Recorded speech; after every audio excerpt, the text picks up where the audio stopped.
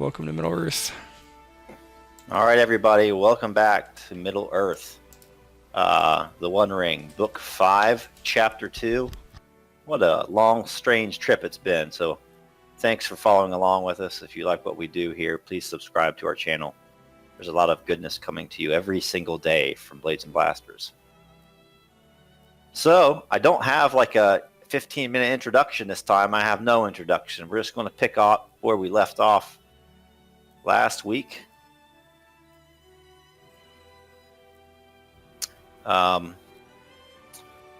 Here in Sarn Ford,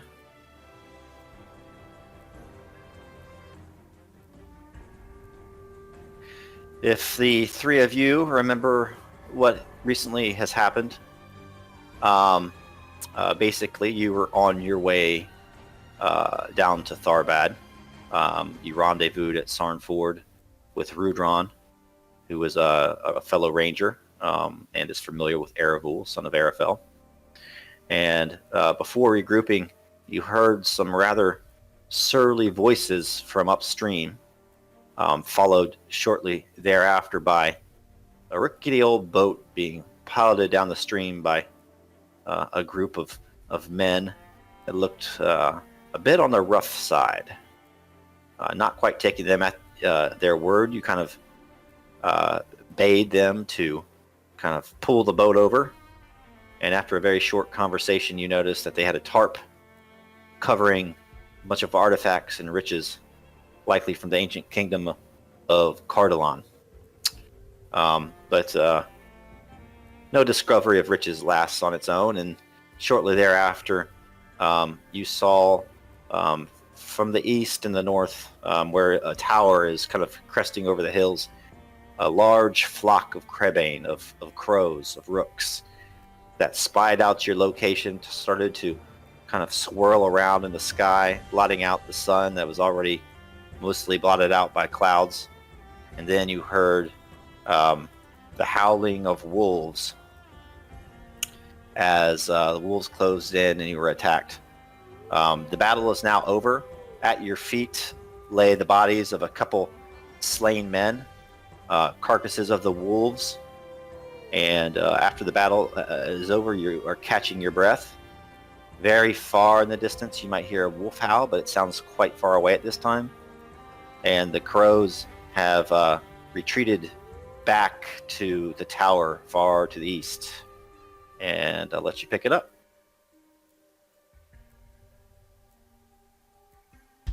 Aravule, son of Arafel, looks down at his leg, the blood seeping through his breeches. He puts his hand across them and looks at the blood on his palm, rubbing the thick red substance in between his fingers with a grimace on his face. He slowly pulls away the cloth from the wound as best he can, biting down hard on his teeth, gnashing them together from the pain. He doesn't cry out and looks around slowly, beginning to limp towards his horse.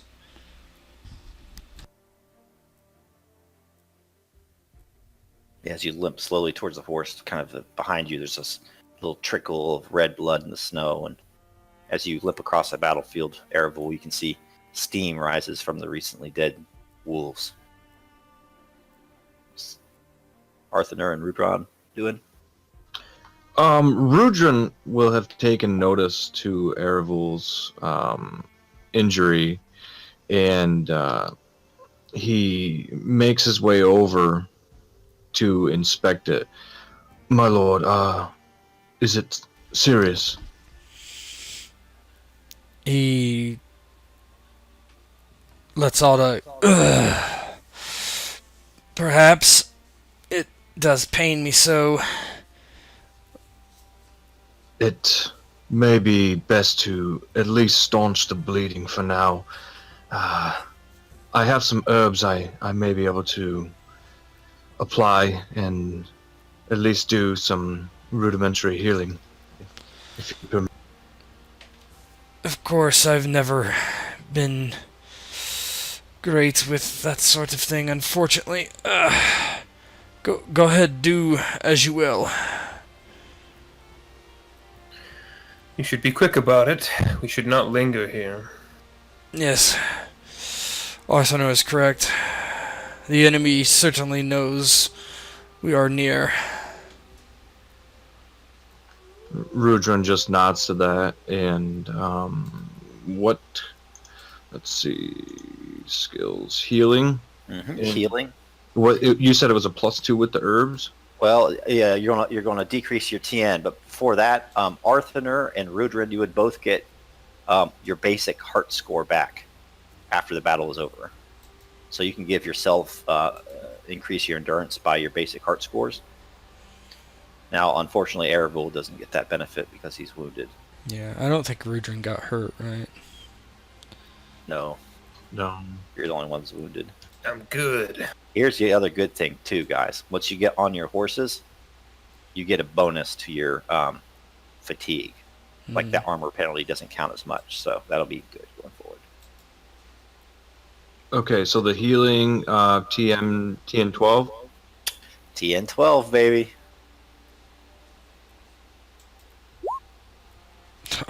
Oh, you can hope that though, probably. Yeah. Yeah, let's go ahead and do that. So healing is it's that heart probably. Let me look. Healing. It should be... Yep. Heart. Yep. So your basic heart score is 6. So the way that works, TD is 6 plus 9 is 15. You would pass, and you just subtract 1 hope from your sheet. Got it. What do I get back? You don't get back anything, but basically now you mark that wound as treated. Oh, okay. Yeah. And now that the wound is treated, since you don't have an untreated wound, you do get your basic heart score back. So I won't be wounded, I'm wound treated instead? Or... Wound treated, yeah. Okay. Alright. And then you get back your basic heart score and endurance. Like right away? Mm-hmm. Okay. Still weary, I think. Well, maybe not. I think I looked at it. I think no, you might. No, I'm good, actually.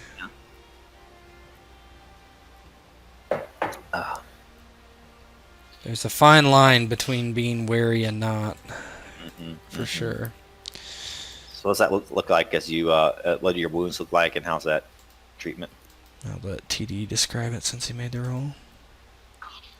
So Rudhron pulls out the herbs and just begins to mash them a bit in his teeth, and he picks up a handful of snow and spits it all, the gnashed up herbs, into his other hand, and he's just sort of grinding them and pulping them a little bit, and then mixes it in with the snow that's now melting, and basically applies it to the tip of his finger and jams it into the leg wound, which doesn't necessarily heal it, but more so staunches the bleeding. So not offering up too much, but at least stopping him from leaving blood trail. Yeah. Aravule is grimacing the entire time this is being done. He just closes his eyes and tries to think off to other things as Rudhron is packing the wound with this goop of chewed up herbs. Once Rudhron's done, he nods, clasping Rudhron on the shoulder, and passes to him and walks over to his horse, and with a bit of a grimace throws his leg over into the saddle. We should get going as quick as we might.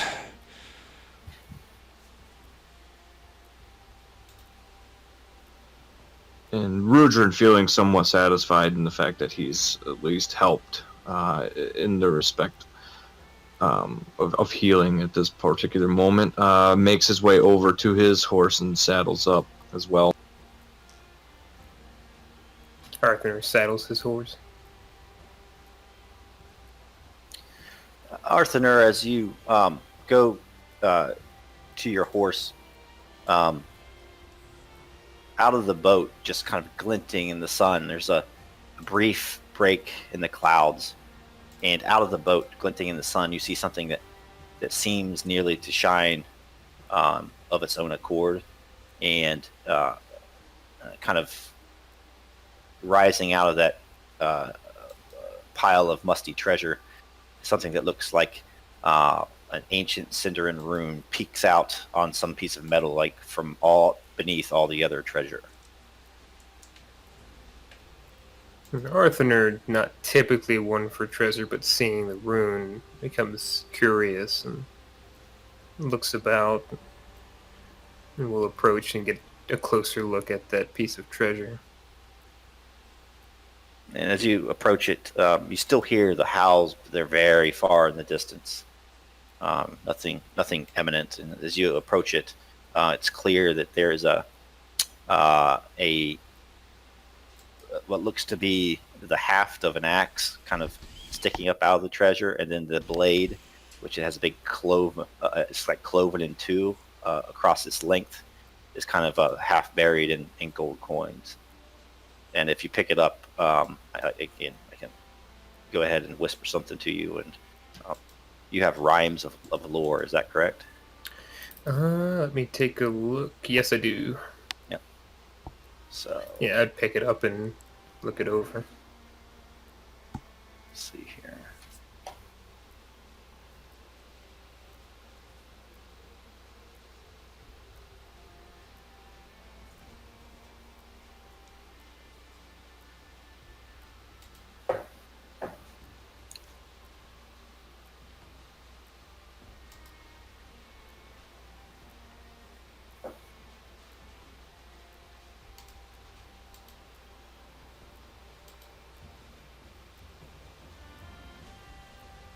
The horses, as Rudhron and Aravule kind of mount the horses, they seem more at ease now. They kind of sniff the wolf's body, and then they kind of sniff the brisk air, ready to start the journey. They don't seem as scared as they did earlier. Yeah, as Arthanur is in the pile of treasure, Aravule, what did you find? It's wise. We could use some coin. I'm sure they will need it in Tharbad regardless. He kind of waves Rudhron to maybe grab some stuff out of there. Anything that looks important, Rudhron? It is Cardalon's, likely. Rudhron will spur his horse in the direction of the boat, just to at least get her to approach, and begins to look down over the boat. Is there anything of any piece of value, or it's just coin? So what we could do, if you want to, you could do a treasure roll. So up top, there should be a roll feat die button. You can go ahead and roll that.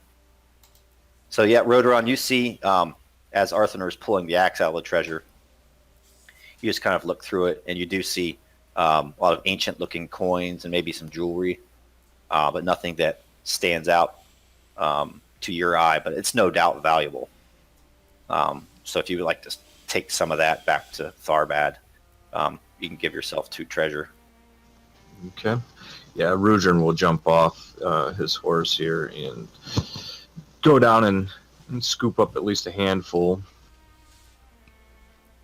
Yeah, Arthanur he pulls the axe out and walks it back, and he is looking it over intently. Eyes are narrowed, and then his eyes grow wide, and his mouth kind of falls open a bit as he is admiring the axe as he is slowly walking it back, and looks to Aravule. Do you have any idea what this is? He kind of turns his horse a bit and canters it over towards Arthanur so he can get a better look. No. What is it? And I do have,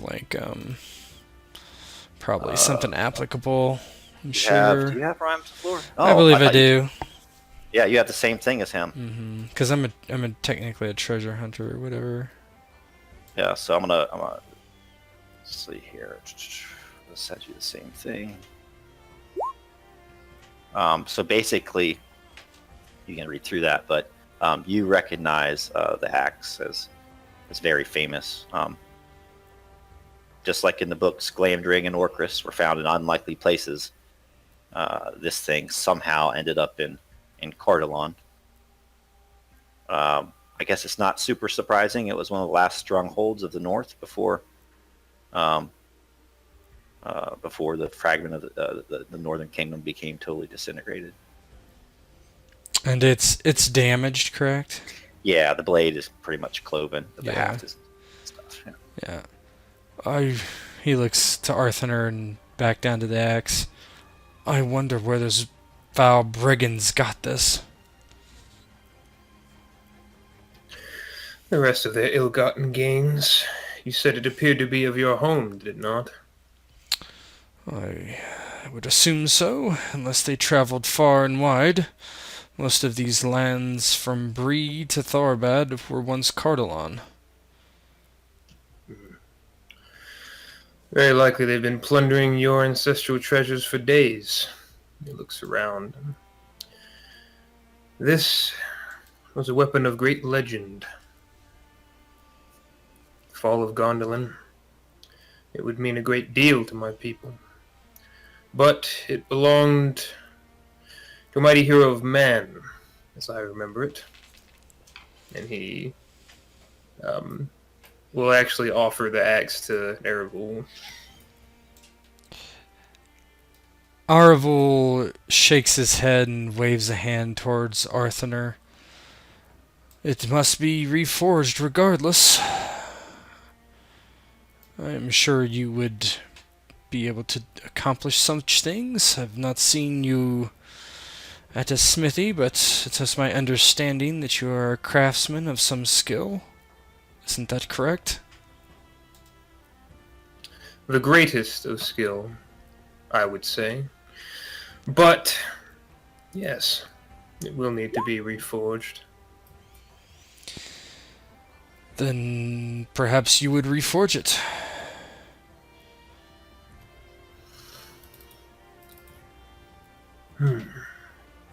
I would never attest to being as skilled as the smith who forged this blade, but I will do my part. It shall be useful once more.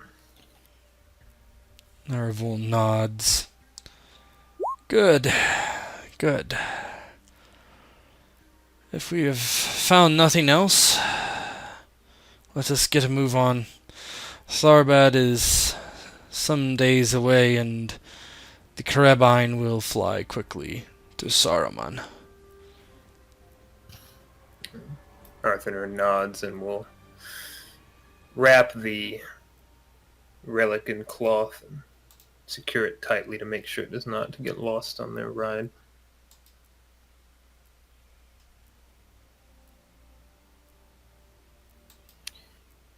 And as you secure your treasure and look to the south and start to cross the bridge, someone's voice with rhymes of lore may rise up in soft song. When hope was lost, but the light of elves shone on, remember the bravery of Exelion. Sword out and belly end, he faced the fire, and away he fell into water. But a tall and proud man stood still. Dramberleg sang, the glad blade of Tuor, axe gleaming bright in the light of day, of Tuor, of Tuor. Thirsting for blood, Dramberleg found only shadow and flame, but sent it to the void the same. Son of elves and son of men, tall Tuor that dwelt in Gondolin. Ere the breaking of the world, we sing his name, we remember his name. And as you cross the bridge and kind of sing out in typical Tolkien fashion, you look back to the north and east, and you can still see the crows kind of circling circling there, and you can hear the wolves in the distance, kind of howling. And you know that tower is behind you, and trouble may come, so you hurry forth. As you start off across the bridge, can you each give me a corruption check at 16? As again, it begins to snow. That's valor, right? Corruption is wisdom. Wisdom, okay. Yeah, fear is valor. Okay. It's like, being alone and... Mm-hmm. Oh, Arthanur.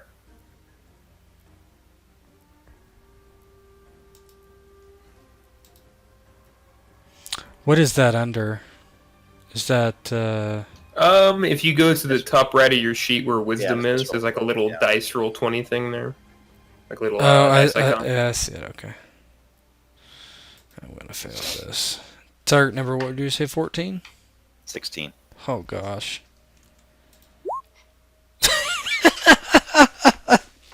All right. Rudhron and Aravule will get a point of shadow. Makes sense. As you guys leave the tower and the crows behind. And I still don't know what that is, even if I can invoke, like, You have Arthanur, don't you? I do. Yeah. I invoke a trait. I must awe them. Lore of Arthanur. I just sent you something. Rhymes of lore. It's my slick new macro.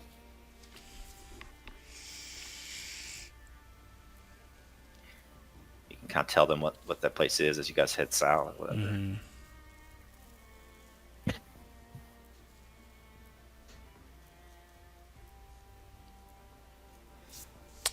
Yeah, as they're riding south down the greenway, Arthanur looks over his shoulder toward Osgarthad.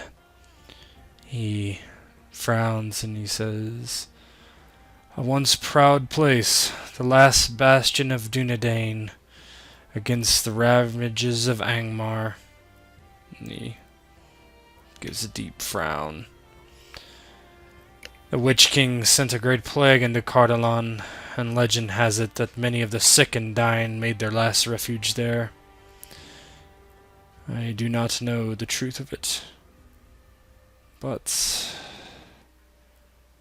it looks mischievous for me, and these days it has always been nothing but a ruin, but so is Faunost. These men said that their master was there. I wonder what it is that has returned to that place.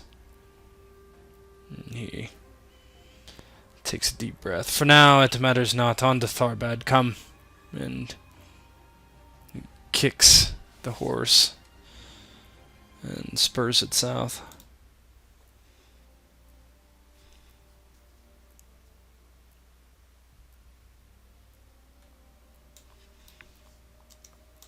You guys head on out across the bridge into the south, and as you reach the southern end of the bridge, the snow is falling. You kick your horses into speed. Yeah! And as you disappear over the horizon and low hills, there's a faint spray of snow like flying from beneath the horses' hooves as the sun kind of makes its way on its journey from east to the west.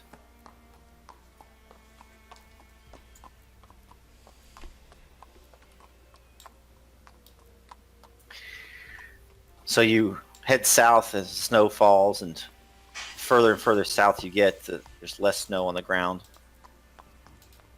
From time to time along the greenway, you pass ruins of statues or old towers lying low in the hills. And let's go ahead and do your first travel check here. I think there's going to be one of them only, but... Lore. You can roll lore to see if you get a bonus. That's for sure. Yep. Where's me?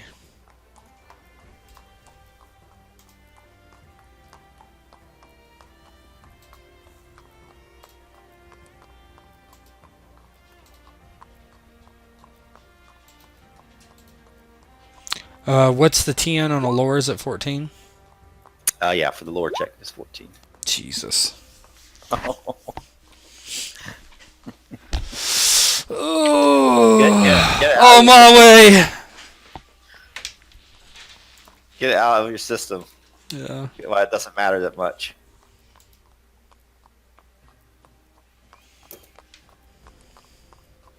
Rudhron gets a one bonus die if he would choose to use it. Arthanur would get one as well. I will use it on this one. Mm-hmm. Just one segment. Is that right? Yeah, it's just one segment. It lasts 2 days. 10. What number? It's going to be 16 and going through wildlands. Oh!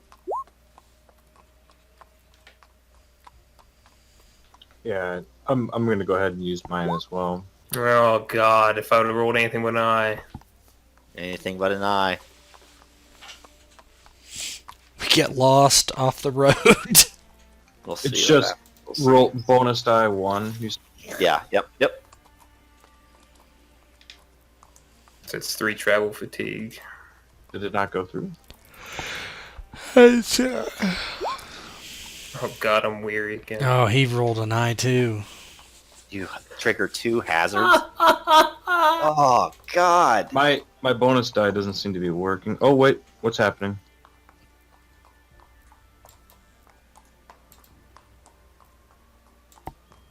It doesn't matter. It's your old 9.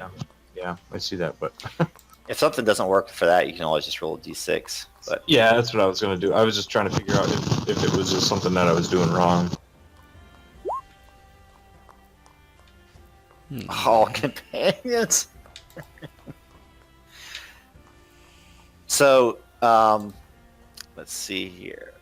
Yeah, so We all 3 just roll an eye? I didn't. Nope. It's just you and me, buddy. Yeah, but it Oh. screws us all, it looks like. It all, does. yeah, all companions are going to have to. Let's just do. Let me look.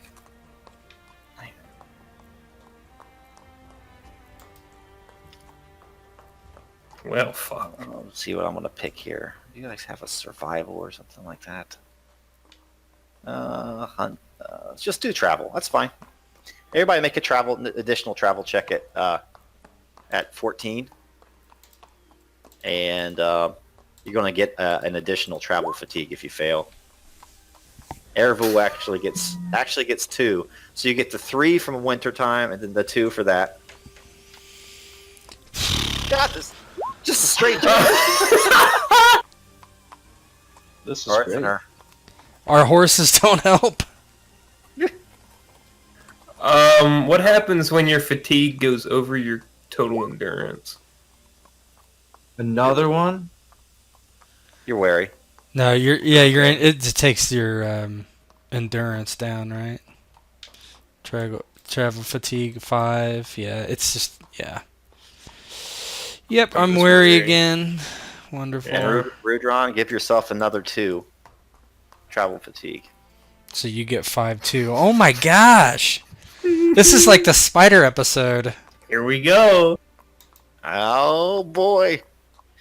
So as you do that, you do hear again the wolves start to howl in the distance, and every once in a while, from like way beyond some of these low hills, you hear these crows kind of circling, almost as if they're tracking you, but they're not very close at all. They might be up to something totally different, but who knows what the eyesight is of these damn crows. And so as you travel south along the Greenway and make your camp for your first night, the cold returns, and it may be that that each of your spirits are dipping low. Now somebody else rolled a hazard as well, right? Yeah, me and TD both rolled hazards. All right, let's see. Let's roll another one. See who's affected. Huntsman. Not me. Probably Who wouldn't has the be best hunting? me. Probably wouldn't be me. I'll check, but doubt it.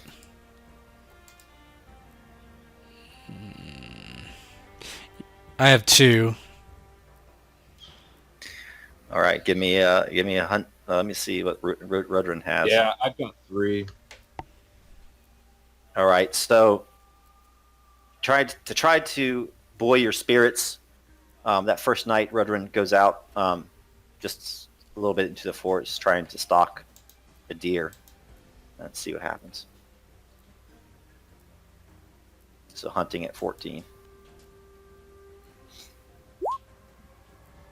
Boom! Oh, praise the Lord. Why don't each of you all give yourself back to travel fatigue?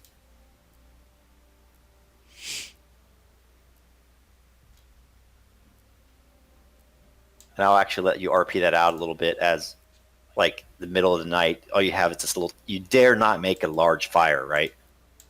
So you're off the road a little bit, this little tiny thing, trying to keep warm. And suddenly Rudhron comes back with this very meaty doe slung across his back.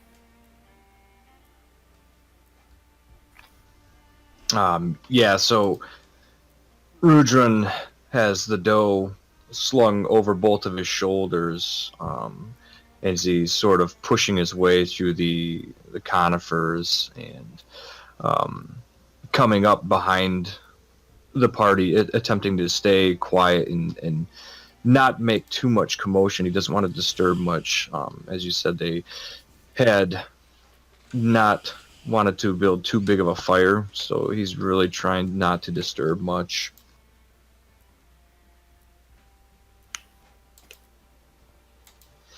And as he comes up, he drops the doe to the ground, and he looks to both of them and sees that perhaps their face maybe reflects his current demeanor and his spirit, and he just offers the doe to Aravule.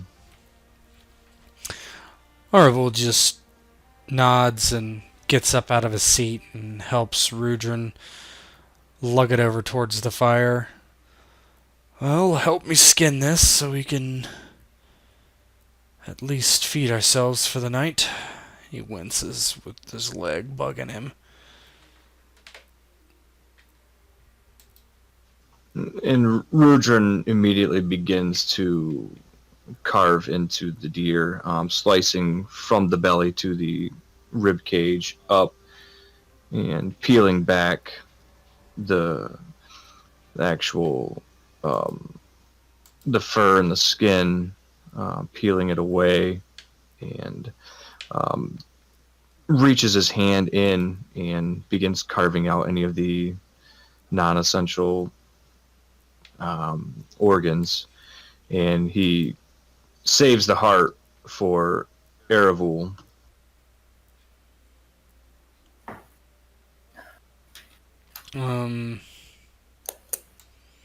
Aravule just will help him skin the deer and cook best he can. He, as they're doing that, he kind of thinks of Goody for a moment, how Goody would have made a proper meal out of this, where he just assumes they're going to just do the best they can, and he will help him cook, carve the deer, skin it, all that stuff.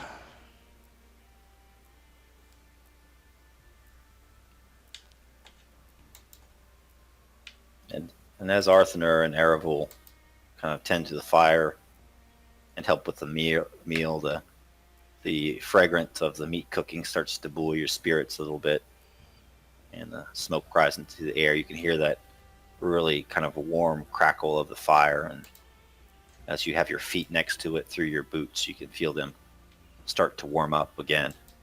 And the other thing, thinking about Goodwill took He liked his songs, and whenever hope was lost and the times were dark, he'd be the first to recite a poem or a song. So I'll let you guys try your meager voices. I know it looks like two of you have 2 ranks in song, and you both have rhymes of lore, so I would decrease your TN from 14 to 12. If you'd like to recite to me the tale of Gil-galad, the ancient elven king, who traveled this very road in the Second Age, in the War of the Last Alliance.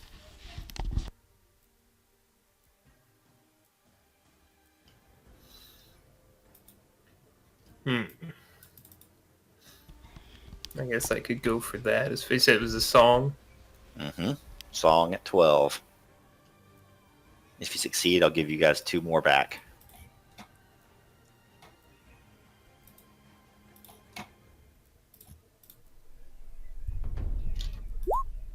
Nope.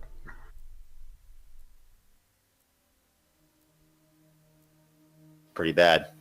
Yeah. I'll say.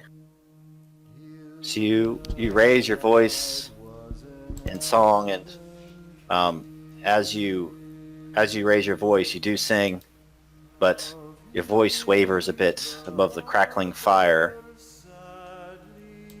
Gil-galad was an elven king, of him the harpers sadly sing, the last of whose realm was fair and free, between the mountains and the sea. His sword was long, his lance was keen, his shining helm from afar was seen. The countless stars of heaven's field were mirrored in the silver shield. But long ago he rode away, and where he dwelleth none can say, for into darkness fell his star, in Mordor where the shadows are. So we'll say that thematically, the song Arthanur starts with your voice ringing out, proud and clear, but at the very end, when you talk about the doom and the death of Gil-galad and how he rode down this road and eventually met his doom, you guys kind of almost have a little bit of a foreshadowed feeling that the way things are going in Middle-earth, that it just might not end very well. And so as you sing that last refrain, Arthanur, shadow falls over the camp, and so you won't get any more travel fatigue back. Yeah, as your voice drops like this at the end. And upon conclusion, Arthanur will poke at the fire a bit and smirks a bit. Perhaps not the best song for this condition. Perhaps not. I do miss Goody on that occasion. Little one had a way with his words. It is a shame, but he is better where he is. Yes, genteel folk need to remain where those of us can fight for their survival. Even though this song may spell ill, we will not fall. Not until the very last. Come, let's eat and then get some rest and get on the road again.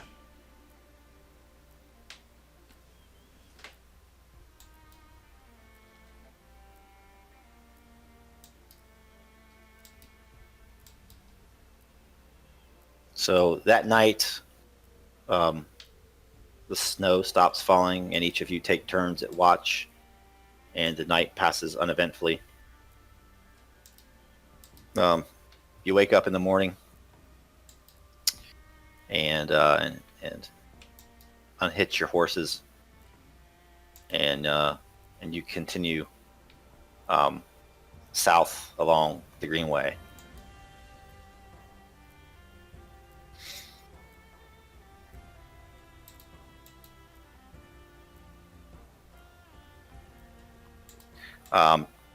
You're just a little bit over halfway to Tharbad. Let me change the map here.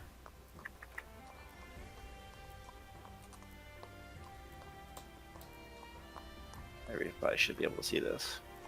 Mm-hmm.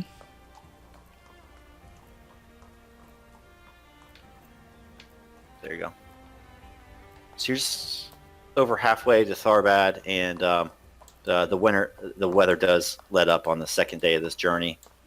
The clouds float to the east, and though it's cold outside, the sun does eventually come out. You guys have already made your travel checks, but as you continue on this last leg of the journey, move you to another slide.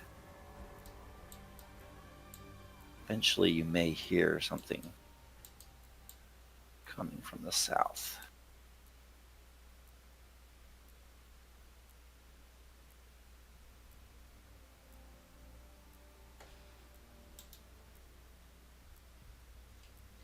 Should be able to see this. Mm-hmm. All right, cool. All right. Can you each of you make me an awareness check at 14?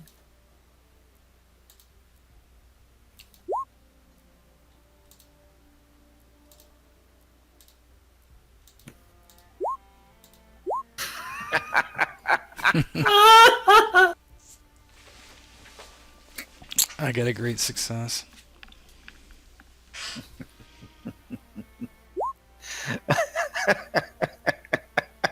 Guys, That's it's 8. Ghost is always keeping track. Alright, only when it gets ridiculous. 8-to-1 ratio. You've rolled one dolph, right? 8-to-1, that's correct. We're at 8-to-1 right now.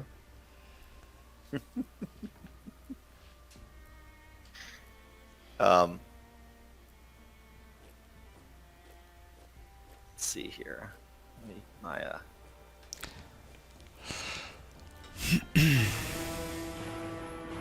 Oh god. Well, I did succeed with a great success, so I should see it, I'm I know. guessing. Okay. Yeah, I'm gonna say. So Aravule or Rudhron's kind of blundering on, so you're able to kind of pull him back before he, like turns a corner and screws things up. But from far down to the south, you're on your horses. You still have time to get off the path if you want, kind of hide in the trees. Yeah. But you hear, yep. Yeah, Aravule, there's something ahead, and he quickly begins to move his horse kind of away from the path. You kind of hear guttural voices from the south. Come on, move it, boys. We don't have all stinking day. You hear another whap. Yeah.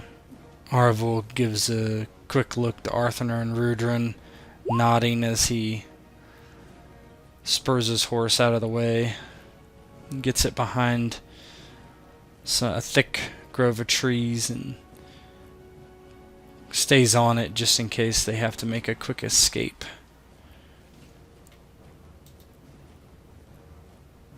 So let you guys kind of move your tokens wherever you want to hide or whatever. Right. So you see down from the south, yeah, like these wagons emerge from beyond a bend, and yeah, you can hear the wheels creaking, and monstrous-looking orcs or Uruk-Hais are kind of pulling all these wagons. They're grunting, and there's an even bigger one behind them, kind of. Come on, boys, get a move on. First one to fall down on the trail is going to be tonight's meal. Ah! Kind of whips this guy, and he kind of the orc kind of in the front left kind of turns back to the to his boss and just kind of snarls, "Ah, just leave it alone, will ya? Shut your bleeding mouth." Whips him. "Ah, maybe a little song will make the trip go a little smoother." And they kind of raise their voice in a harsh song, and as they kind of go down the road towards you guys, you can kind of hear them. "Heavy boots, heavy feet, we march and march through the swan fleet. For the sun won't stop us, ne'er winter's will. We come to kill, we come to kill. Empty bellies, restless minds, we march and march till the end of time. For the sun won't stop us, ne'er winter's will. We come to kill, we come to kill. For the white hand, we cross the land. Kind of whips him. Rend and tear, rend and tear. We are the Fighting Uruk-Hai, the Fighting Uruk-Hai. And for all men, the end is nigh, the end is nigh. And that whip sings out a couple more times as they kind of journey down the road, kind of coming a little bit closer to you guys. Aravule quickly looks to Arthanur, and he's narrows his eyes, trying to gauge what the elf thinks about trying to perhaps flank these guys or come up on them from the rear or attack them in general. Can we see inside the wagons? Let's see. Maybe you can. Do you have like some trait or something? Do you have the keen sight? I don't have keen sight. No, I'm fair and proud. That was Rudhron. Does Rudhron have it? Yeah. Okay, I'll just let you invoke that trait. Okay. No roll needed. There's slats in the wagons. They're covered. You can see what looks like barrels of some sort of substance, and in the common tongue, there's all sorts of cautions like written on the barrels. Like, keep away from flame and stuff like that. Okay. Yeah. So Rudhron extends his hand out and points, and he's. No, I stop. can see inside. It looks like barrels. They've got looks like pictures of maybe flames. They're sort of flicked across the side. It just lots and lots of barrels. What do you make? Am I familiar with what grog is? Yep. It would not be that though. This is something different. Like oil or something? Yeah, something explosive. Aravule just kind of thinks about it for a second. He looks to Rudhron. How good are you with that bow? I trust my skills, but you have an elf right next to you. Is he not far better with a bow? Aravule just not smiles. Finally, somebody can put Arthanur in his place. We can make a contest of it, Ranger, if you wish. A few flaming arrows into a wagon. Aravule has already got his flint and steel out, trying to spark a flame. He says, Rip off some of my sleeve while I do this. Hurry. Arthanur will quickly tear some off and wrap it around one of his arrows. Rudhron will actually do the same and knock an arrow to a bow as well. He's thinking that if Arthanur is going to shoot one wagon, he's going to shoot the other. Mm-hmm. Yeah. Aravule's just trying to get a fire started so they can shoot, and then he'll, if he has time, he'll do the same.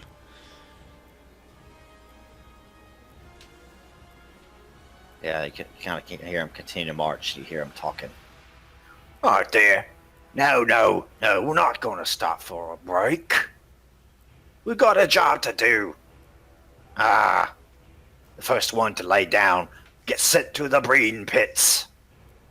They cuss. Oh, no, not the breeding pits. That whip again, like, lashes out. Crack! Actually knocks one of the Uruk-Hai's helmets off. He has to stoop down to pick it up, snarling. Alright, what are you doing? I'm trying to start a fire so they can shoot flaming No roll arrows needed. into the... It's cool enough. You can just do it. Yeah. It's fine.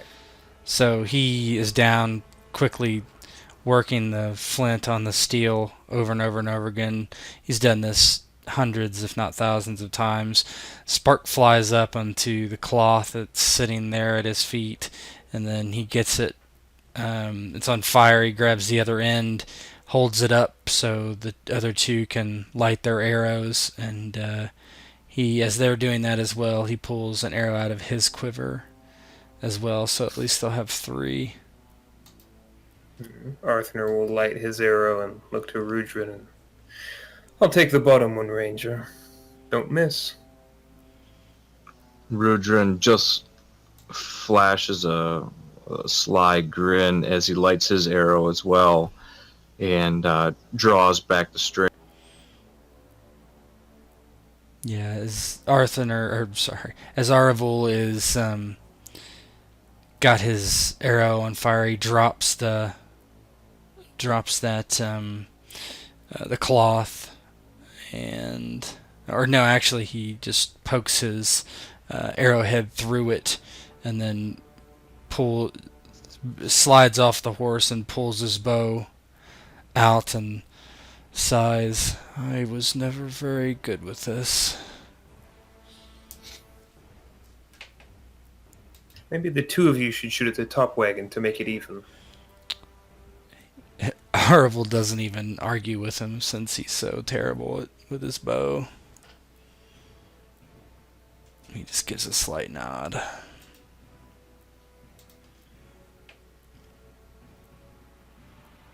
All right, you guys ready? I'm ready. All right, so set yourself to rearward.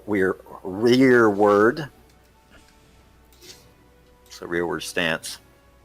And so basically, I'm just going to use, it's a slow moving object and it's large, but you have to kind of get this arrow in between those slats. Mm-hmm. So just target one of the Uruk-Hais. If you hit them, we're going to consider it a hit. A hit will do one thing, a great success, an extraordinary success will all do some different stuff. Aravules. Oh my god. That's not doing anything good. Oh my god. All right. Well, one hit. Who's shooting the bottom one? Me. Arthanur. Yeah. Which one's did Rudhron shoot? Rudhron was shooting the top one up here. Top one. So you hit the top one, Rudhron. So first of all, the other arrows kind of fly wide, and actually one of them sticks in the cart next to where like the chieftain can see it. And he goes, "Oh, what's that? Hey, we're being attacked!" And the Uruk-Hai in the front kind of stops, and he's like, "What the?" And then suddenly, the front was just explodes, just obliterating these two Uruk-Hais in this front, the front wagon. Let me get a cool explosion art. Yes, sir. Nice big sooty explosion. These other ones, they just kind of shield their faces, and they're alert to somebody in the woods, like where the attack came from. And he kind of you can hear him. He kind of cracks his whip, and he goes, "Hi, boys! Everybody, we're being attacked. Guard up!" Rudhron looks to Aravule and says, "Apologies," as he rips another piece of cloth from his shirt and wraps it around another arrow and knocks it, and looks to him nodding toward the end, expecting Aravule to spark another flame. And then he looks over to Arthanur, and he just, "So much for the precision of the elves." I suppose even once an aged man must come with some sort of passable archer.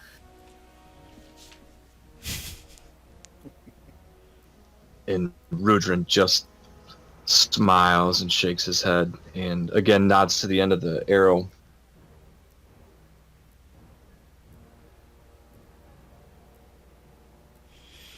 Yeah, Arthanur will continue to try to light a fire, I guess, or he just reaches and grabs the one that he tossed to the ground and picks it back up. Or no, he actually had fixed that to his arrow, so he'll continue to try to light fires for Rudhron, I guess, at this point. Yep. And all the time, these things are like kind of running towards your position. Yeah, Arthanur is just going to toss his bow aside and brandish his spear and begin to walk towards them. Dismounting. Oh yeah.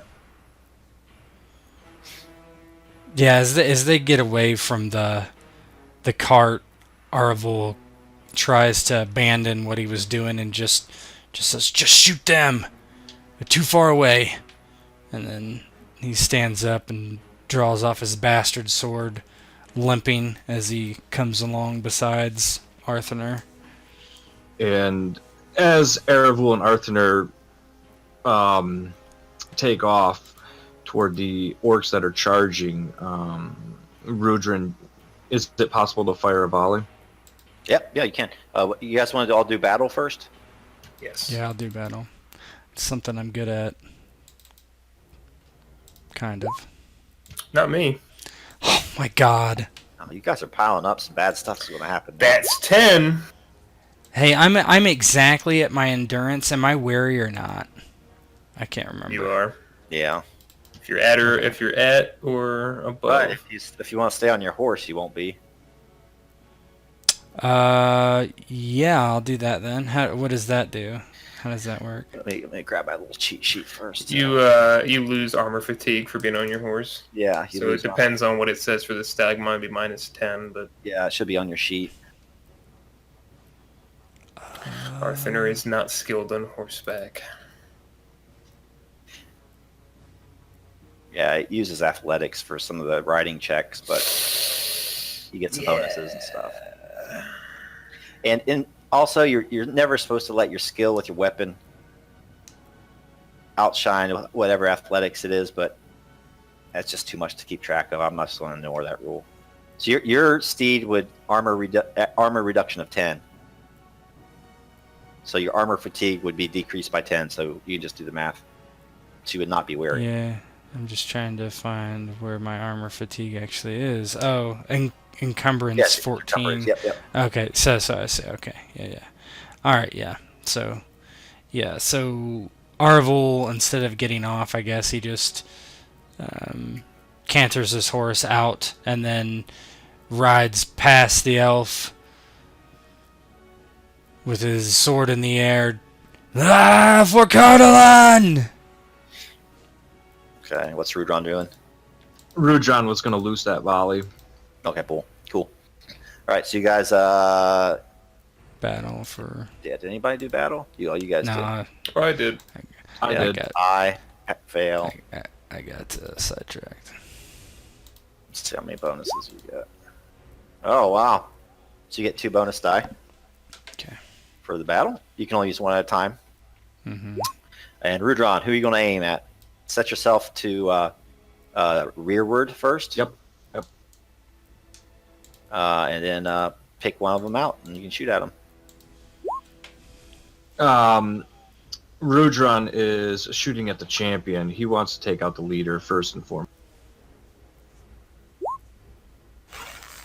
And he is unsuccessful in shooting. You can use a hope. Oh Use a yeah, hope. better do that. Because that's going to be a great success if you do. Yep. That would damage him 12. That was 12 damage. This is not bad. Yeah. So subtract the hope. 12 damage. So as he charges, and Aravule's charging to him, there's an arrow that screams out of the tree. Slams into the Uruk-Hai champion's thigh. Oh, I'm going to roast you on a spit when all this is said and done.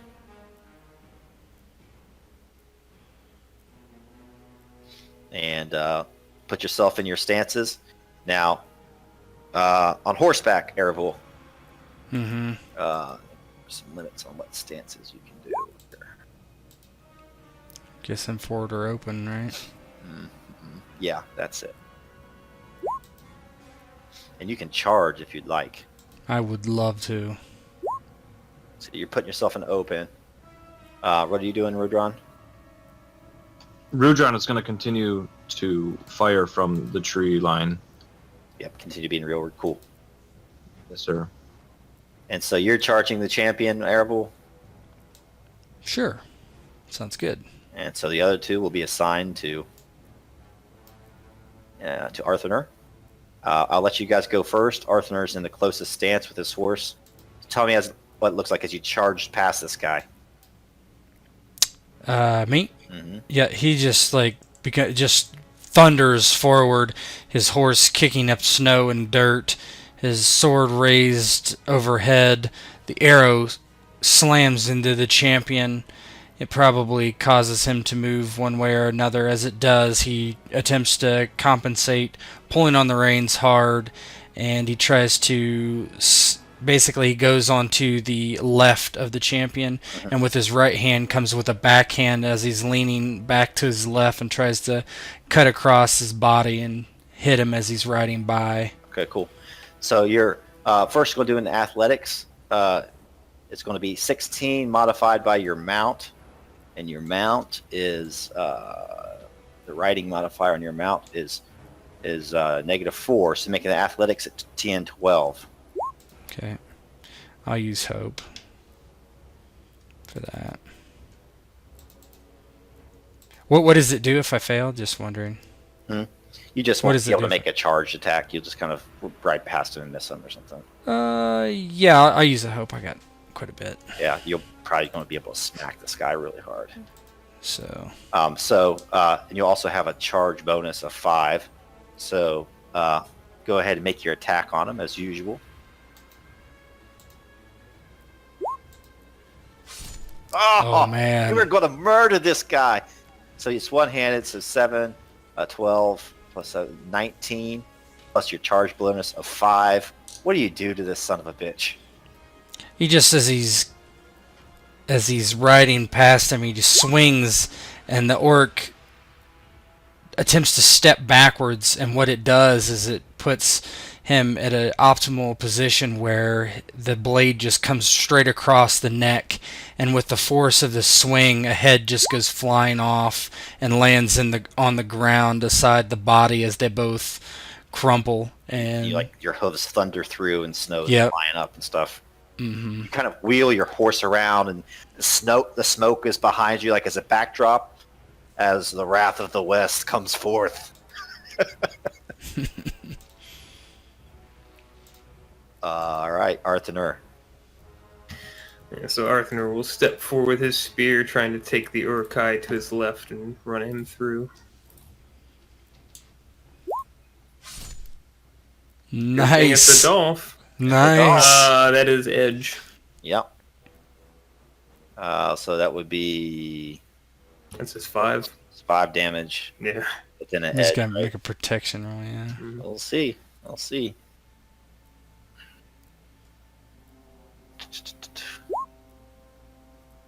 And he does. He makes it. So you hurt the guy. Black blood spews out over the spear, Arthanur, and it kind of oozes down towards your hand. He says, "It's going to take a lot more than that to kill me, she-elf." And Arthanur laughs and yanks his spear away, and I have plenty more to give. Let's be quick about it. I am weary from the road. And Rudhron. Rudhron knocks another arrow and fires at the bottom Uruk-Hai here.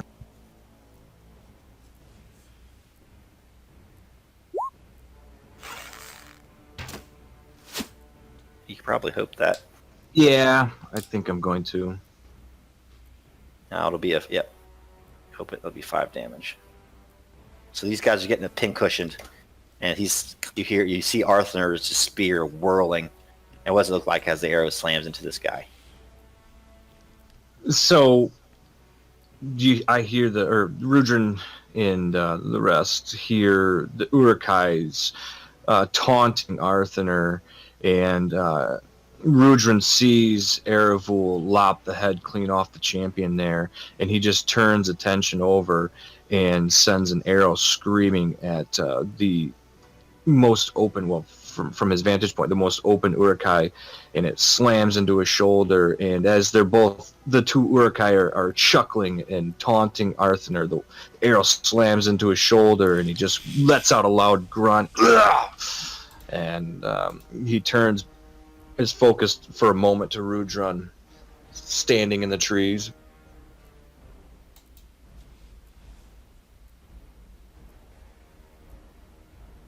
And it's the bad guy's turn. Aravule is kind of weaving back. The champion's body just falls into the snow, headless, his black blood leaking out over the white field. And these two gentlemen here, go ahead and roll. Let me see what tricks they have up their sleeve.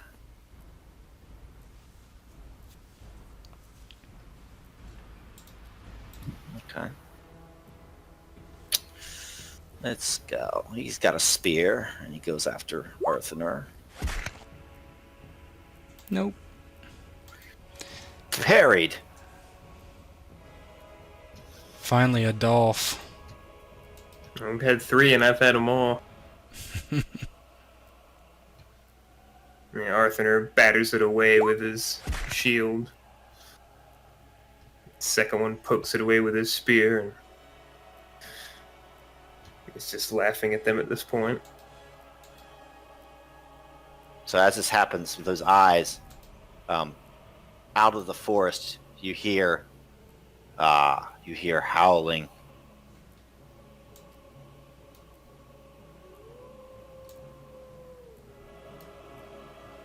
From the south, out of the forest, come 2 giant wolves, kind of flanking an even larger, even gianter wolf, or what looks to be a warg, if anybody knows of this lore. And upon this lord sits a great orc chieftain. And he's kind of looking and says, "Oh, what did you do to Zerbag? What did you do to Zerbag? You're gonna pay for this." And they start to charge across the field. They'll be there on the next turn.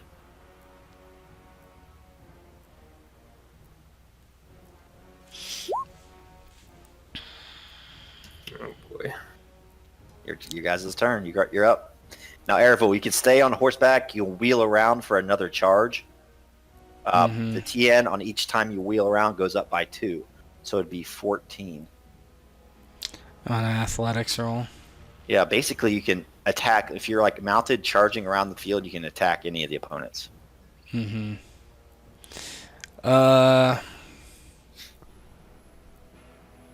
If I charged into the Uruk-Hai from behind, the wargs are still going to be able to, the warg and the wolves are still be able to catch me, right? Yeah, after next turn they'll be there.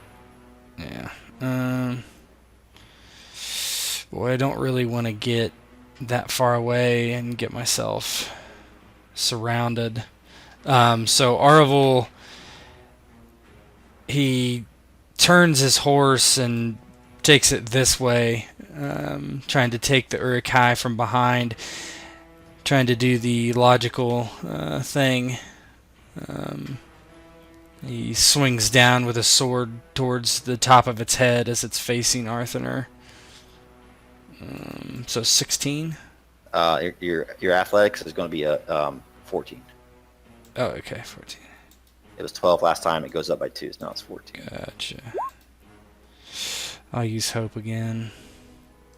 Remember, after the session, you guys all get at least 1 back from fellowship points. Mm-hmm. So, okay. Longsword. Mm-hmm.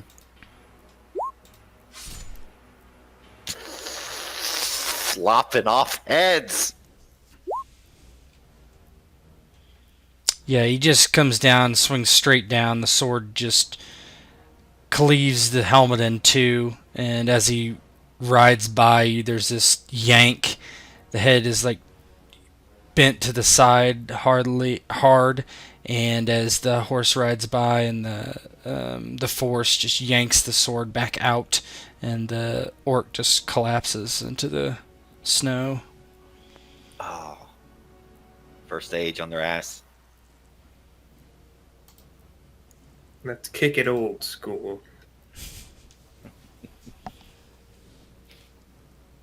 Arthanur, you're up. New verse, same as the first, going back in at the Uruk-Hai. Nearest to me. Me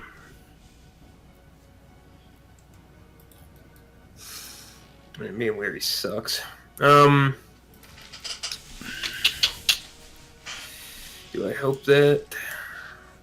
It's just 5 damage. No, I'll just miss. Smith. All right, Rudhron. Rudhron knocks and looses another arrow across the field here at the last Uruk-Hai.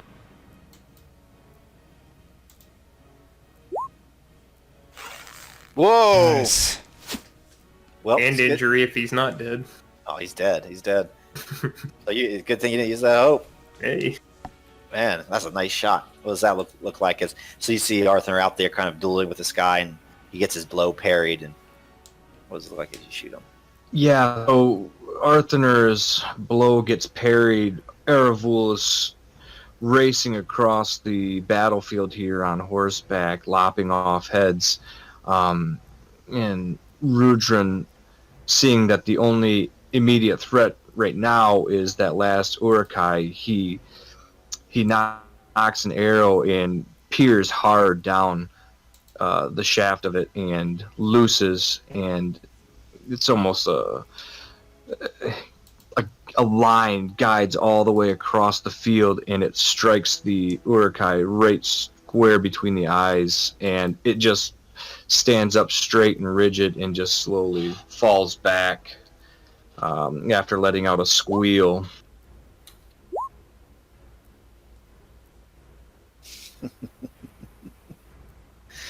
Takes him out. So I'll let you guys have like a brief scene of RP and regroup yourself. Aravule, you're still mounted. I won't count this as the same charge since you get a little breather. You can take your change your horse's facing. Yeah, he just wheels it around. Wolves from the south. You can't hear them. Rah, rah, they're bounding across the snow. Do you wish for the wolves or the warg? He just shrugs. I've had my fun for the day. Have who you wish. The warg, then. You may take the wolves. He looks down to his leg. With pleasure. Rudhron. Yeah, Rudhron's not really, I guess, is he able to hear the conversation? Yeah. Okay, yeah, he just, he hears what's going on out there, and he's still mounted on horseback, so he begins to ride out of the trees and kind of group up behind these guys. Sweet. And as they kind of go closer, they slow up just a little bit, rethinking themselves as they see the slain orcs, and they see the explosion and the wrecked wagon. And he goes, "Whoa! What do we have here? Seems I'm late to the party. Oh, I didn't start this party, but I guess I'll finish it. Come on, me dogs. Let's have breakfast." They spur themselves forward. I'll give you guys volleys if you want them. Yeah, I don't have a bow out, so... Yep, Rudhron will take that Me volley. neither. All right, which one are you shooting? Shooting at the chieftain there.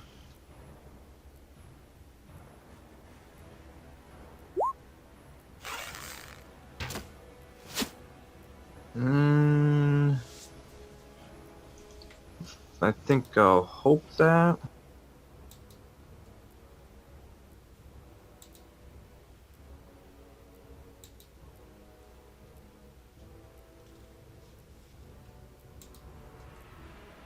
Are you sure you use your hope there? Because I'm gonna spend a point.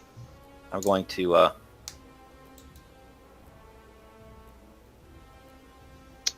If you hope it, I'm going to spend a point of hate to still have it miss. So I can double my base parry. Yep. Nope, never mind. That's worth it, man. No, I'm just kidding. Get that hate out of here. I shouldn't have told you that, but I was debating anyway. I wasn't sure if I wanted to use that because they're not. Well, I mean, it would only been a 5, so... It'd only been a 5. You're right. Yeah, that's why I was kind of debating because it's just an arrow. All right, so you guys are kind of on the defensive. So as they charge into you.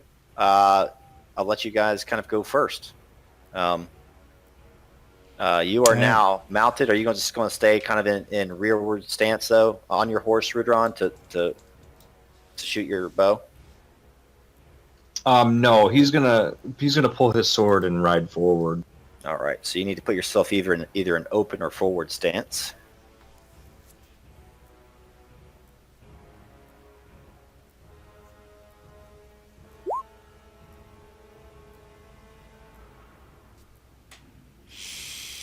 I'm going to use a bonus die on this one. All right, I'm just going to assign you to this wolf here. And Arthanur, you get these guys. Now with you, either one or the other, either the war or the chieftain will attack on each turn. Not going to be both. Not going to do that. Okay.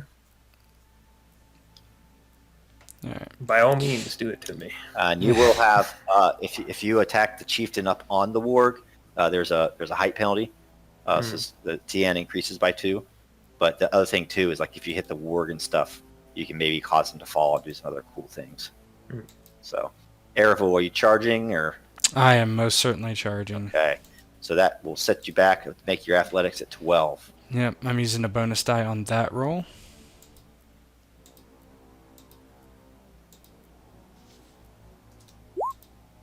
Oh! Roll d6. Not that it matters. Okay. All right, here we go. Oh! Damn! What's wrong with you? You're murdering all my... That's probably why they limited it to... they say why your attack can't be higher than your athletic scale. That's probably why. Because you already get a flat +5 bonus from your charge with your warhorse. Yeah, I'll increase my athletics next time I have the opportunity. Well, thank you for that. What does that look like? Is he just trample? Yeah, he just... Yeah, basically that's what happens. He doesn't even stop. His horse just barrels into it as he swings his sword. The wolf gets knocked off its feet as the sword tip just barely catches it across the back, cutting its spine in half. It shakes and converses for a few moments, but then just stops. Rudhron, son of Redron. Rudhron is also he's charging this wolf down. All right, so give me athletics at TN 12. Oops, I did 14, but it's a great success. That's fine. Yep. So you pass that, so go ahead and make your attack.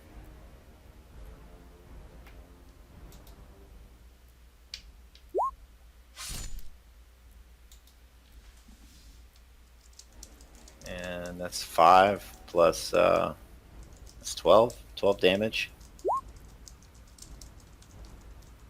And you kind of ride past him and swipe at him and tell me what that looks like. So Rudhron spurs his horse on, and he lets his sword sort of hang to the side as he rides up on the wolf. And as he does so, the wolf attempts to leap up at him.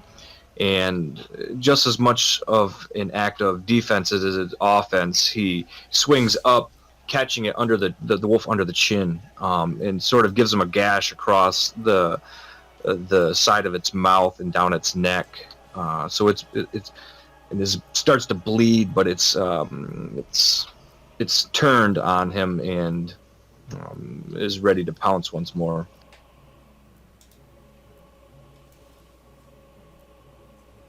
So the way that works is he can't attack you back next time. If you want to wheel around and charge again next turn, he's not going to be able to get you. So you kind of ride through.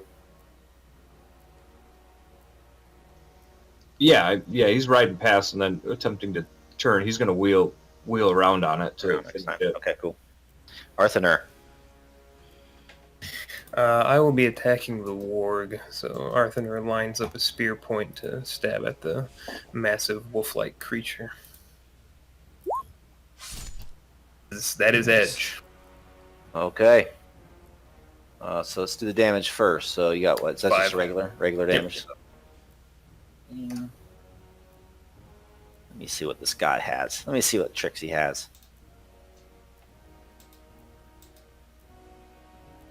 All right. Well, this will be useless if I don't pass this.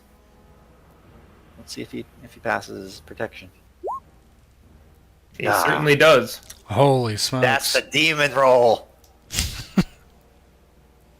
We're Mark up of to the beast. 12. So, yeah.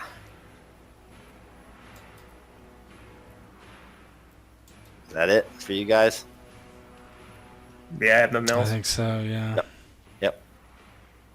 So Wolf near Rudhron just kind of like chases after him, nipping at the horse's hind legs as Rudhron kind of wheels his horse around. The chieftain and the warg leader kind of look at Arthanur. What do we have here? First victim of the day. And the warg leader is going to actually kind of swipe at Arthanur, and growling, he's going to use Strike Fear and spend a point of hate. I'll have to look up what Strike Fear does again.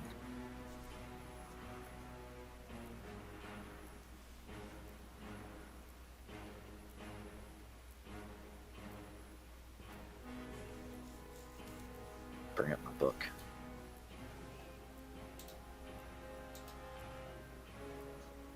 Well, I have to do this. You guys remember what Strike Fear does? I do not. I'm thinking that I have to make a Valor test. Yeah, let's just go ahead and roll it, and now let me see. Just roll it now, and the book will tell me what the TN stuff is. I mean, I failed, so just enforce it. Whatever it is, it happens. Probably, if it's like that shit that was happening with Vidar and the spiders, I just can't attack the warg anymore. I don't think that's what it is.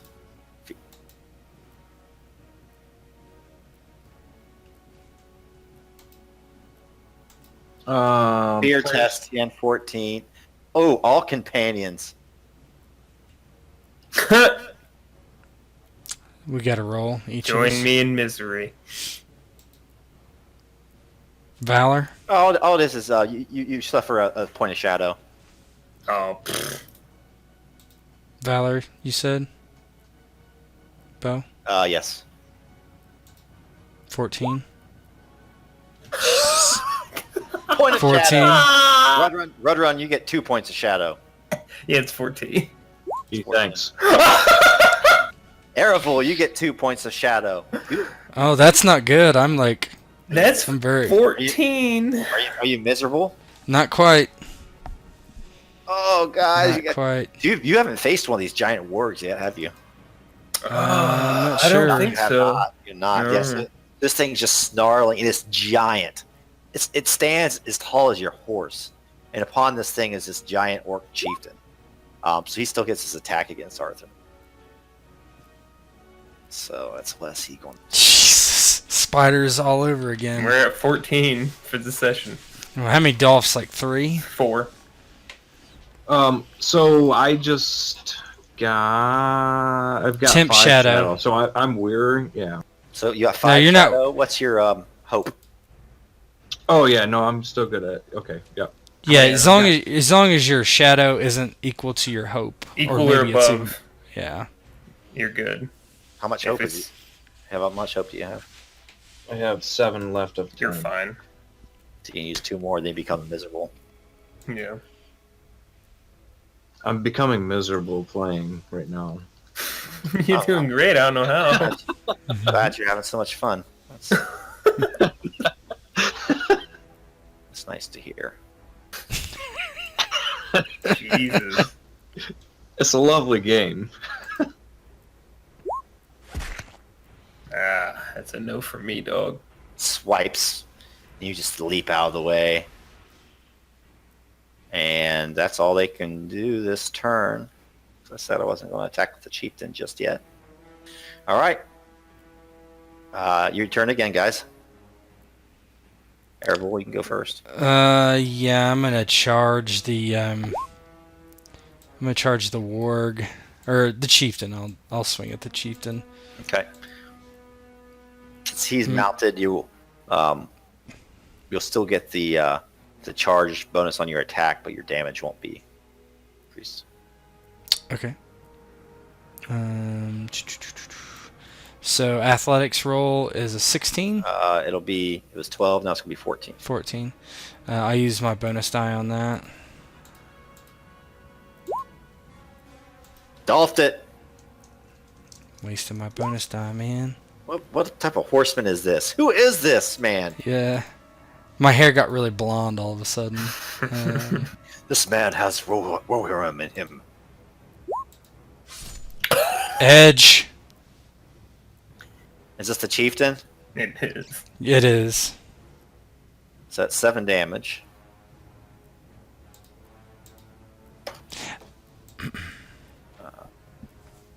Protection. 19. Oh. He does. What does he have to beat? He has to beat 16. the injury? Yeah, beat the injury. 16. Oh, what do we have here? Somebody's come out of the woods to pick a fight. Yeah, he just cuts him across the leg. Yeah. All right, I've come to kill you. You like ride past or whatever. Mm-hmm. Yeah, so Rudhron, having just gone past the wolf, turns hard and charges back at it. All right, your athletics will be 14.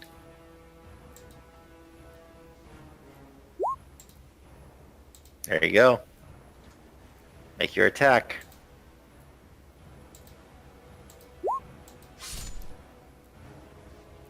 Another 5 damage. That's actually enough to kill it.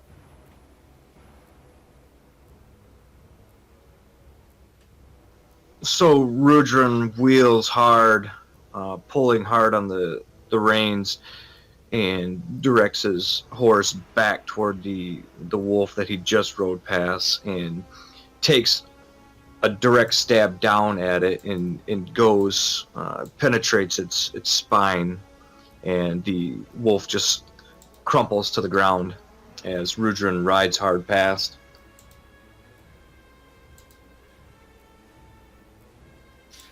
Sir Elf. Arthanur, seeing that Aravule takes the chieftain's attention, will try to poke at the warg once more.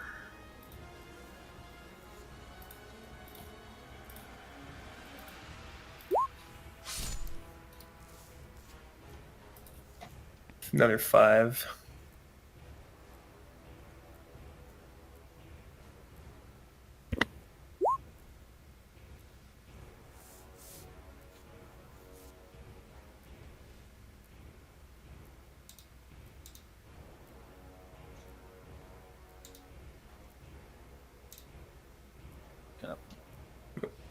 Still there? Did you hear me? Yep, I did it. I'm just looking up fear tests again here. Let's just find out. Die.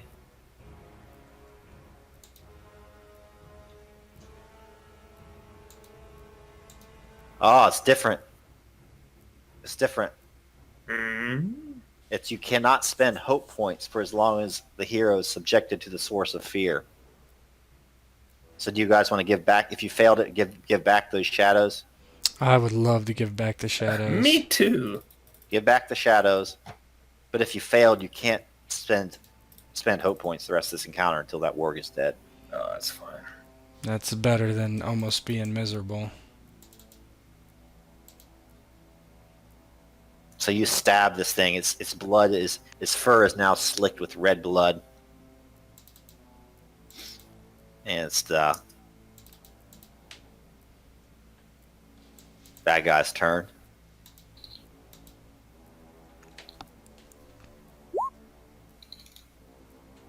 Let me just check something.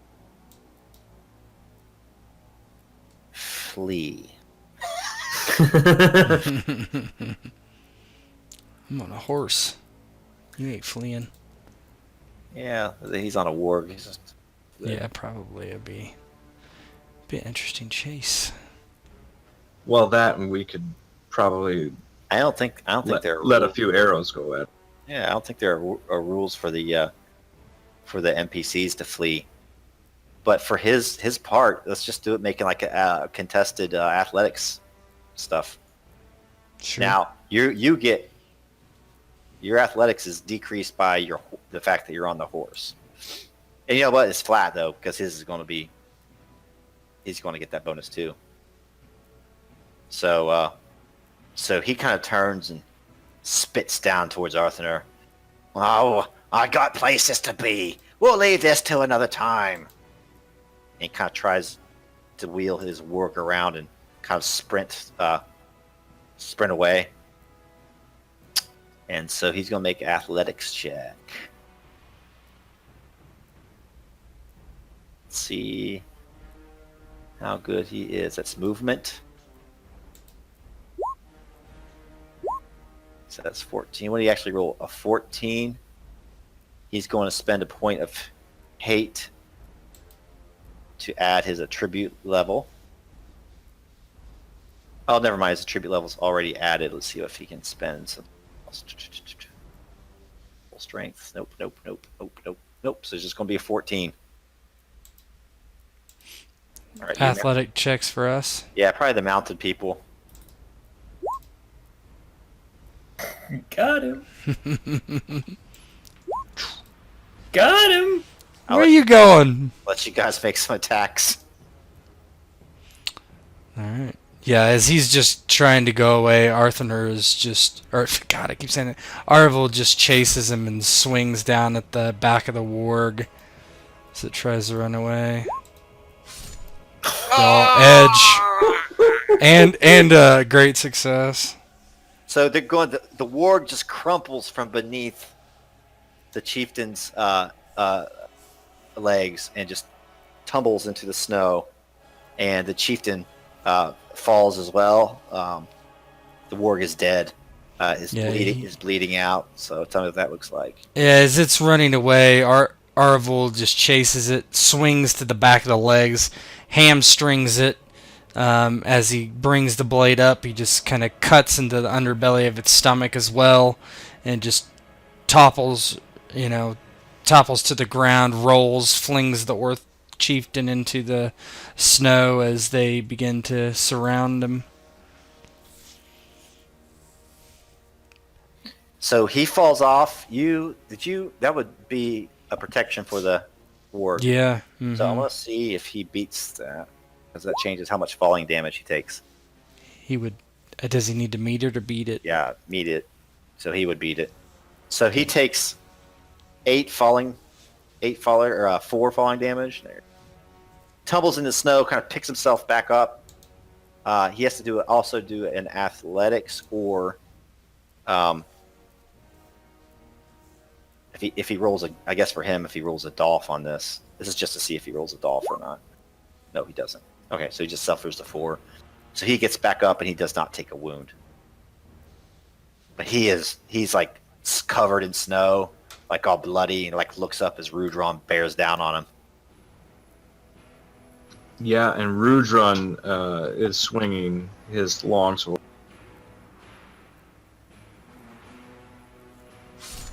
This is the day of the Duna Day. Oh my goodness! He's trying to run from you, trying to get away. What do you look like as you strike him down? So the chieftain crumples to the ground and is scrambling, picking himself up after his warg has just been slain. And Rudhron doesn't even break stride, just continues to ride hard and just swings down hard across the back of the shoulders and to the neck, as the chieftain's head just comes clean off as a blood mist sprays into the air. The body continues forward as the head kind of tumbles backwards, and the body finally just crumples into the ground, sliding forward to a halt. And Rudhron turns and looks back to Aravule and gives him a nod.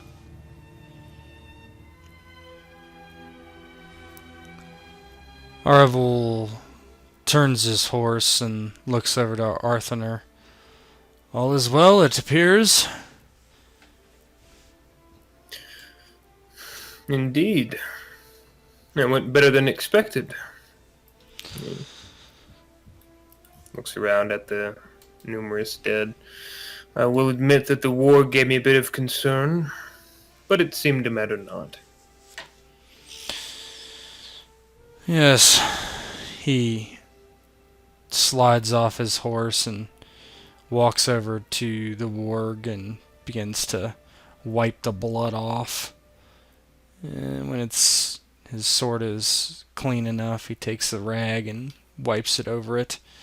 And then, as he's peeking into the wagon, if they've come this far north from, I suppose, Isengard, they must have passed Tharbad. He frowns. Can each of you, I'll let you do it first just to see, but do travel at 14. I guess it would be knowledge of geography, I suppose, right? Sure. There you go. Yep. So you recall, like when you heard the orcs singing their marching song, how they were singing about sloshing through the Swan Fleet. Mm-hmm. And from your geography, you would know that's north of Tharbad. They could have kind of bypassed Tharbad, kind of march up there, and that's where the streams become very shallow, and they all kind of fan out into a delta and then coalesce again into a larger river. So it's quite possible they could have kind of bypassed Tharbad on purpose from Isengard. And he thinks for a second. Or the Swan Fleet. Didn't they say something about the Swan Fleet? Yes, marching through, slaughtering, killing, all those brutish things. I believe the Swan Fleet was one of the more elegant terms they used. Well then, perhaps they bypassed Tharbad after all. Arthanur will make his way to the wagon. So what is this, then? Oil? So you can open up the wagon. Let's see. Why don't you give me a craft at 14?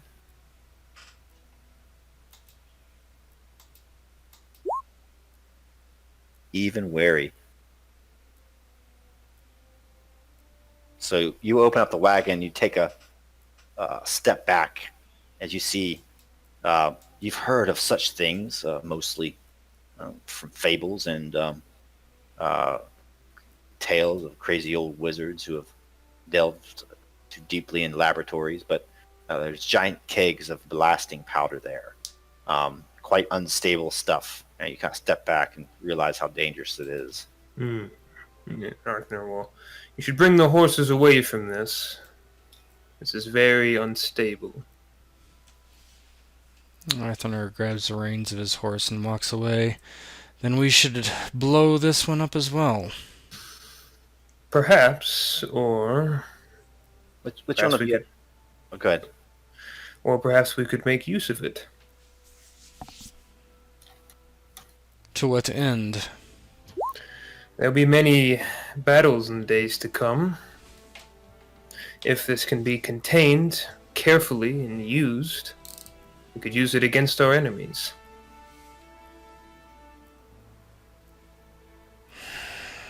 Would we hitch it to the horses and lead them? If 2 Uruk-Hai can pull it, I seldom doubt a horse could. He nods. What do you think, Rudhron?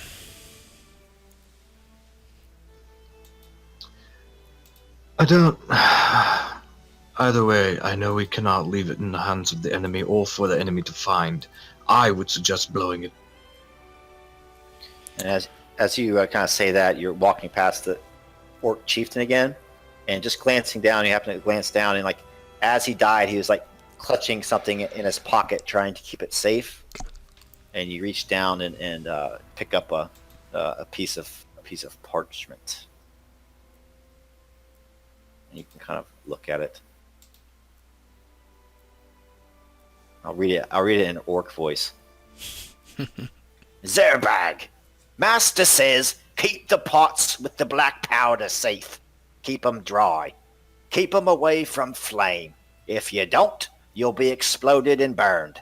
He got plans for 'em, so don't fail or he'll send you to the mines. Your pal, Bloodstump.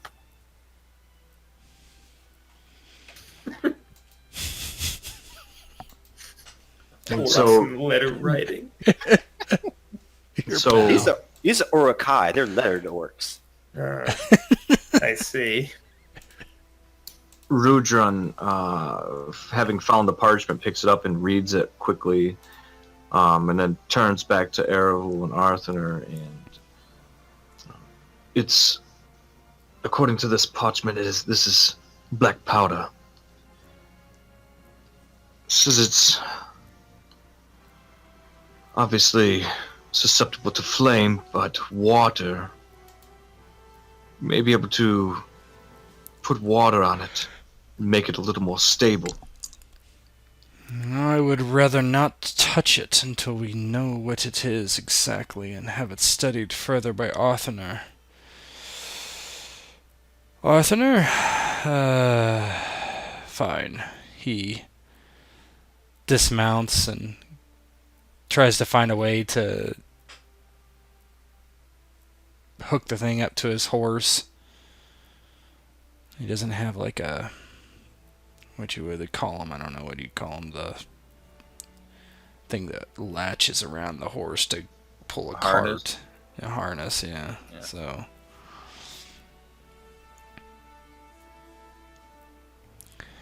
I wouldn't mind seeing this placed against the rim wall, I think. Certainly he had similar plans for us. Fornos, Tharbad, Bree, who knows? Of course. And Arthanur will go collect his horse quickly and bring it back. I think, if anything, this can be a boon. Turn our enemies' resources against them. The ones that do not lead into corruption, anyway. Yes, we should keep a close eye on it when we get it to Tharbad. I don't know how the Dunlendings are there currently. Certainly they'll not be able to understand this, and that will be to our benefit for now. When the time comes, I will educate them. Very well. Come. We have many miles to go, and now we will be pulling a cart.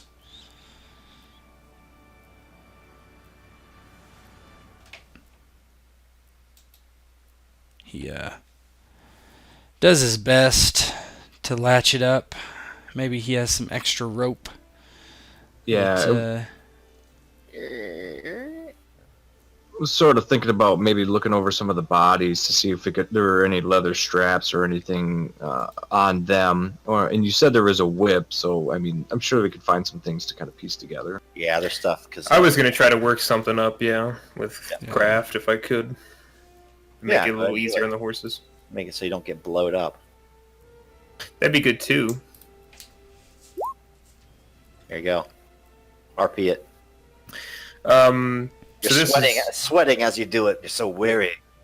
Yeah, so Arthanur pieces together many bits of leather and using the whip as well, since that is an orcish and unelegant weapon. Pieces everything together to make a rather workable harness and strap to attach the horses to the wagon, make it a bit more stable.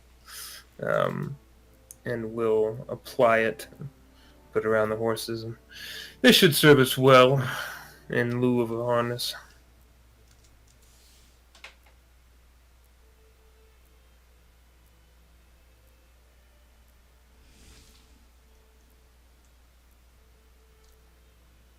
Anything else?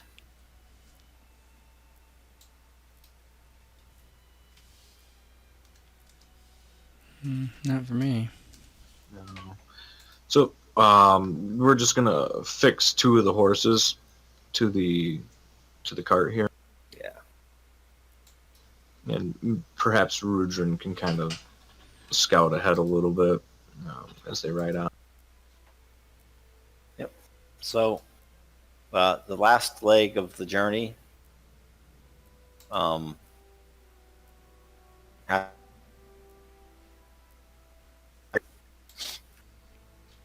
and eventually you see a large, what looks to be a town. It looks like fairly newly constructed, kind of arching over a swiftly swiftly flowing river here. Yeah. See that? Good, cool. It's the best picture I can find. It's not great, but so yeah, as you kind of crest the ford, you kind of see it down the road before, and you see men along the walls, kind of standing guard.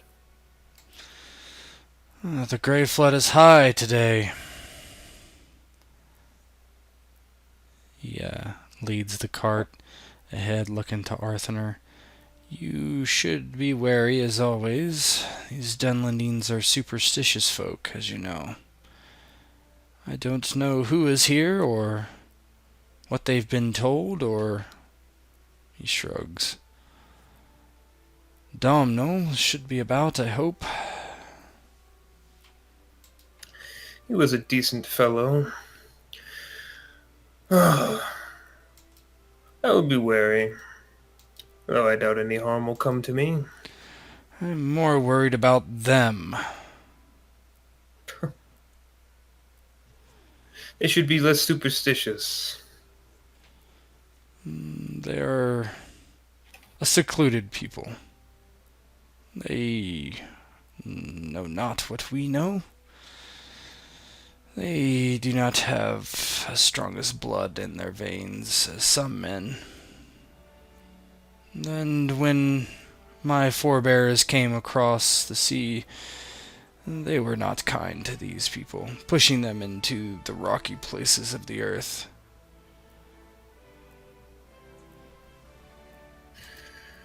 A mistake that your kind are paying for today, I imagine. But we all must unite at this point. There's no time for old feuds anymore. Certainly not. Not that these people would remember such feuds. I do not think many of them have the written word. And stories of tall men subjugating them, well, many of those have been laid on their southern neighbors, the Rohirrim. He shrugs.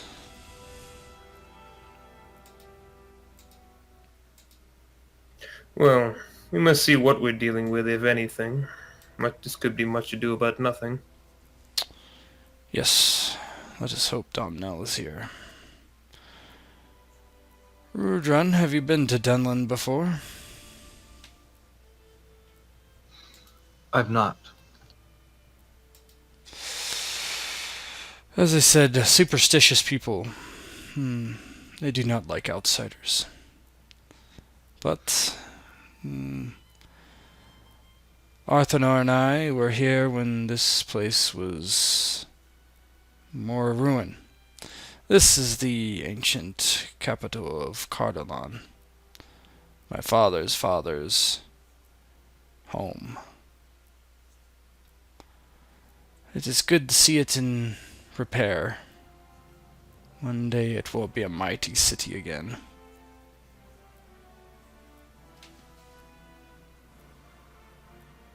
And with that, he'll just head in towards whatever entrance he can find. I don't know if there's a bridge that fords the river into the city. Yeah, there's like a bridge with a gate that kind of leads off into the city as well. Mm-hmm. And as you kind of, it's very overcast overhead. Maybe late afternoon, and the sun is dipping into the west and casting these red and orange shadows and highlights across the city. As you get closer and closer, you can see the tops of the roofs. Many of them look newly constructed. Aravule may be pleased with the progress that's been made, but there are guards at the gates. And as you get closer, you can't quite make them out yet, but you hear a voice say, Stop! Who goes there?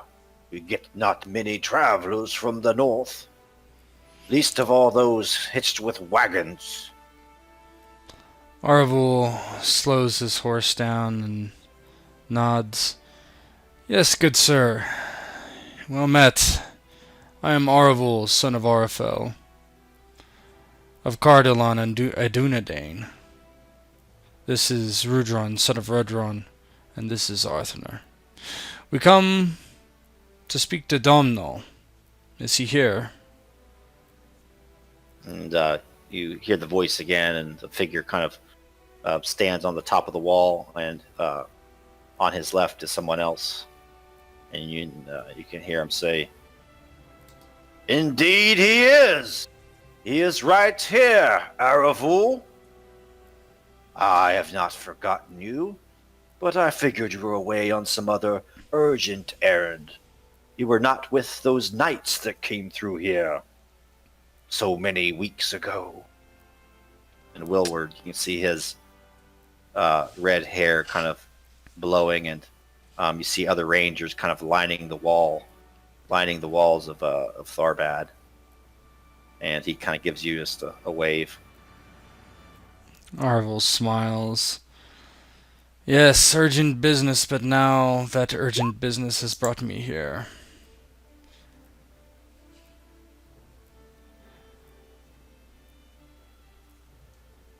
I would sup with you and speak it over.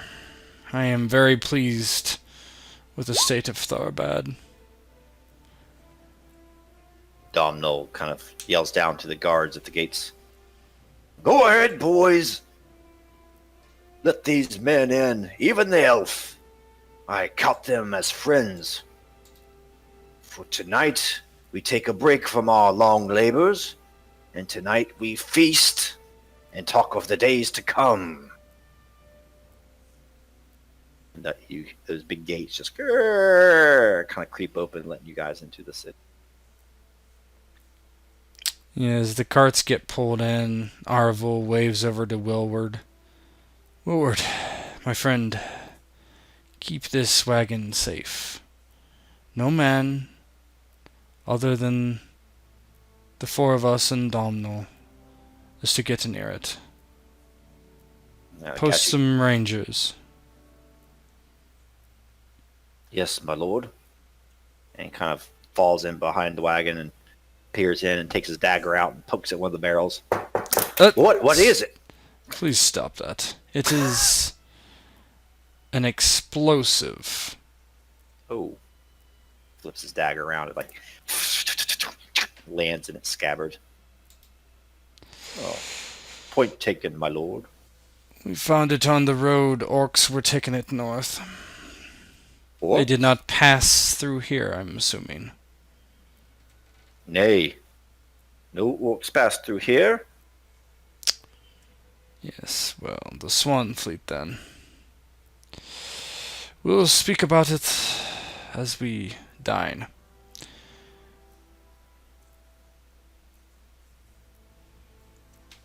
And unless anybody has anything else, we'll fade out as they kind of wind into the city. Arthanur would be looking back as they came in and looking up at the sky and all around. Well, we should rest lightly. Why do you say that? I was looking forward to a pleasant sleep on a bed. Call it intuition of the fair folk, whatever you wish to call it in superstition, but an ill wind blows. I fear Tharbad may be tested. You guys, His chin. Yeah, go Rudhron, ahead. we've never ever used it. But I think Rudhron and Aravule has foresight of their kindred, right? I do. Yes, sir. I will invoke it. Sure. I think I'm not allowed to invoke it until the next fellowship phase. So maybe just one of us should invoke it. I think that's how it works. I was reading it over the other day. I'll do it, and then you can keep yours. Yep. Okay.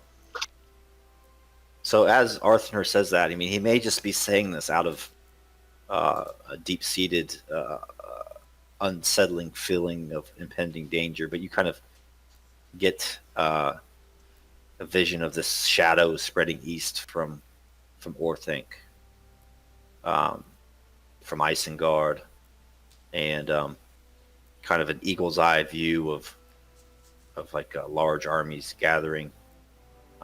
Nowhere near Tharbad at all, but you get some sort of sense that Arthanur's intuition is correct, and that though the White Hand was stopped at the Fords of Isen, he needs to expand. He needs to find the One Ring.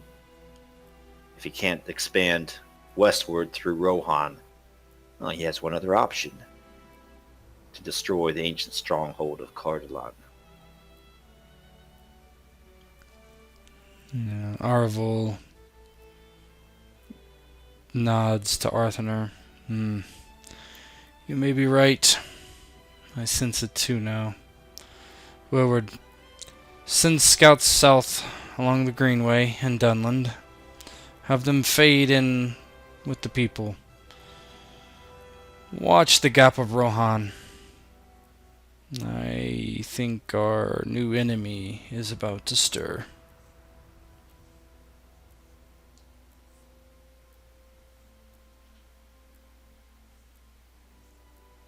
Fade to black. Works for me. Short and sweet. I'll take